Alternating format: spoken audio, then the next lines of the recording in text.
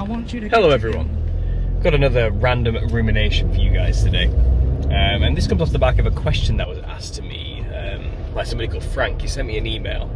And it was basically saying, he's been listening to me talk about this theory and he finds it interesting about the words of Christ himself saying, it's all pretty imminent, it's all pretty soon, it's not thousands of years in the future. But he says he was confused why there aren't more, testimonies and accounts and whistle-blown stories, I suppose, and testaments to people living during the time of the millennial reign of Christ. Where's the evidence and the people who said they lived during that time? Surely our great-great-grandparents, when they were 10 years old or something, would have got told by their parents about that time, and these stories would have passed down through the family and so forth. And Frank was kind of struggling with this idea, surely someone would have heard something from one of their family members at some point, right? And, my answer is not necessarily. I think each generation, and we do this today, I think we assume the generation that comes after us kind of knows what we know, and understands what we understand about the nature of reality.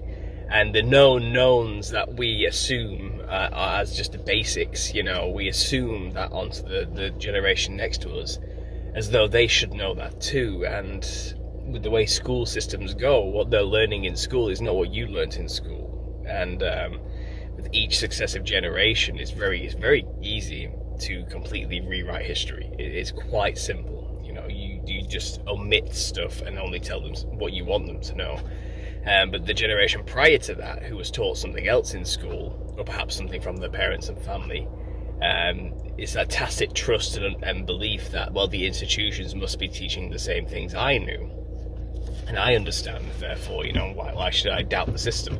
Never really knowing through a poor lack of communication that what they're being taught in school is something else. A completely different theorem on the nature of reality and history, So I think it would be easy for it to get swept under the rug. And also you have to understand, if the little season began, let's say, 1776, let's just say that, just for posterity's sake, let's just say that's what was going on, to make it easier. I mean, that was almost 250 years ago. You wouldn't have any ancestors. Your great-great-great-great-great-grandfather or grandmother may have lived during that time, perhaps. But to expect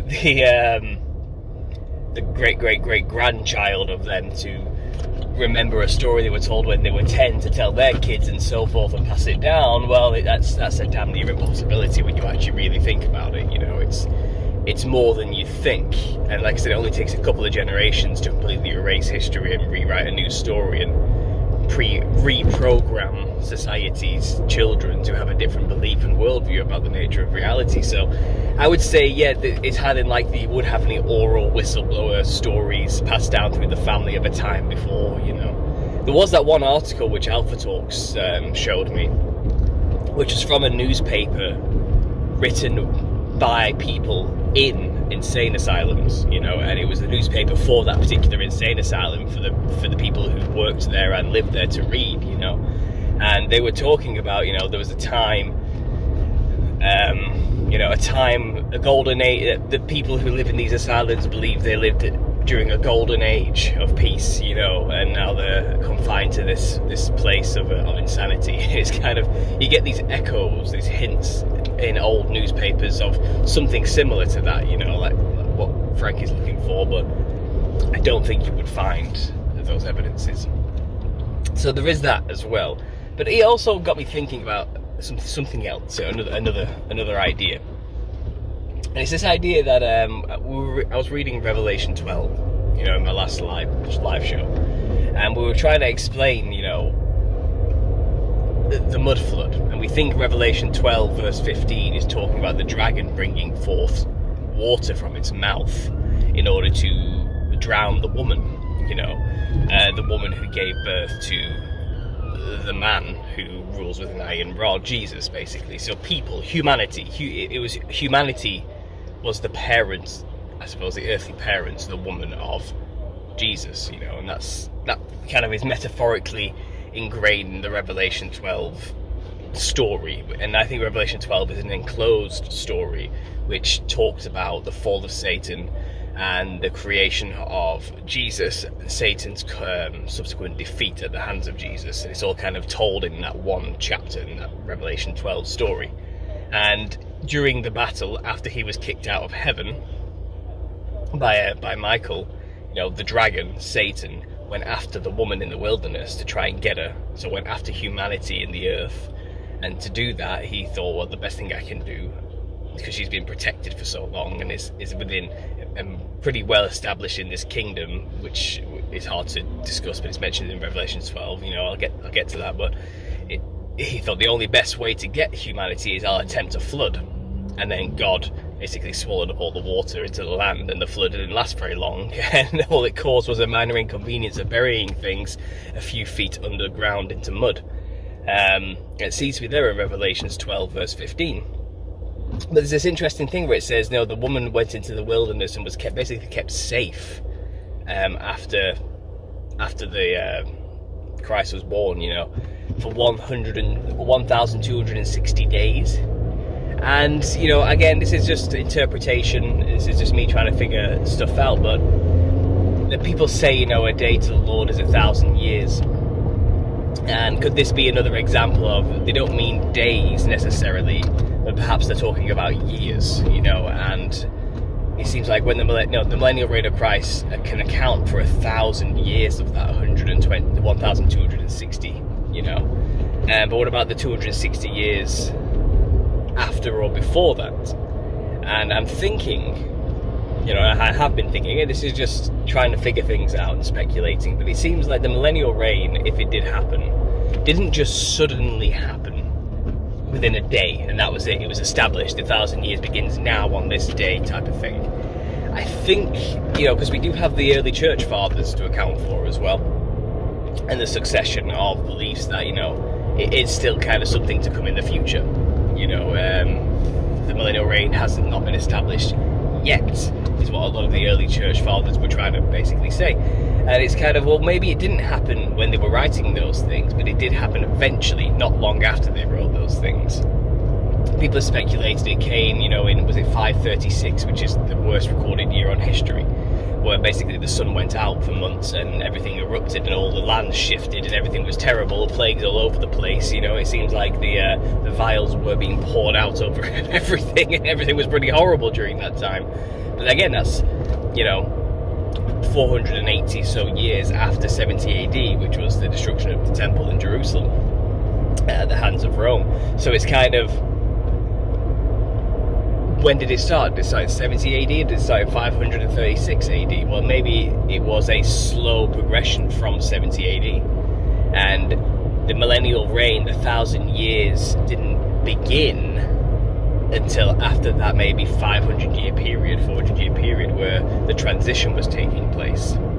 So that way we don't have to revise history and remove time doing that, And then there's obviously weird stuff going on, because that event of 536 does sound eerily similar to the event of the 1300s, which is the Black Death and the Plague, and it's possible that is the same event in history, just retold twice. There's definitely something going on with the timeline. It's being messed up in some way, that's for sure. I'm not going to deny that, the evidence is there for that to be the case. But then at the same time, it's kind of, okay, so let's say there was a transition period where the early church fathers were building before there was the saints taking over and tribulation began in 400 and something years later, after the destruction of the temple. Maybe the destruction of the temple earmarked the beginning of the transition. And then 1,000 years was established, and then it ended around maybe the 1400s. Okay, let's just say for the sake of this argument, that was the 1,000-year reign. Perhaps then there was another 260 years after the mid-1400s, where the millennial reign ended, where there was another transition period coming out of the millennial reign. And it wasn't a case of millennial reign ended, boom, little season began. It's possible, because the woman obviously was protected for 1,260 days, that after the 1,000 years of Christ, which was protection for humanity, there was a 260-year grace period where humanity was still not being plagued by Satan and tempted by Satan, the dragon, but Christ wasn't ruling anymore. So it's possible there was a power vacuum during that 260-year period, up into about 1776, let's say, where, you know, people were struggling and fighting to take control. Humanity was fighting one another once more to fill that void left behind by the King Jesus, you know. And it's possible, someone did explain this to me in their own speculation in the chat yesterday on the live show, but it's possible, maybe, you know, that the Tartarian Empire is that thing for the 260 years. There was an empire established after Christ left, which we call Tartaria, you know, and that's where that comes into all of this. And it says, you know, she was given the wings of an eagle in Revelation, and you look at the Tartarian flag, and it's a double-headed eagle, you know, with two wings, and it's kind of, you find that flag going throughout Europe quite a lot, and even in America, you know, you've on the money you have the eagle. You know, it's kind of something happened to the woman or humanity after Christ's reign, where they established a human kingdom that was still kind of like the millennial reign kingdom. It was still slightly more advanced than anything humanity had come out before, and still had all the technology, you know, it still had all the stuff, the infrastructure built by Christ during his millennial reign, but it was just solely in the hands of humanity by that point. You know, the woman was given control, as it says in Revelation, perhaps something like that. And then, you know, it fell apart slowly. History was rewritten, and in 1776 the little season began. The end of the 1,260 days of protection for the woman was over, and that is perhaps the timeline we are actually looking at. I don't know. What do you guys think? That's just, again, just a speculation to try and fill the time. You let me know if you think that makes any sense. Maybe I'll flesh this out in another video, but thanks for listening, guys, and God bless.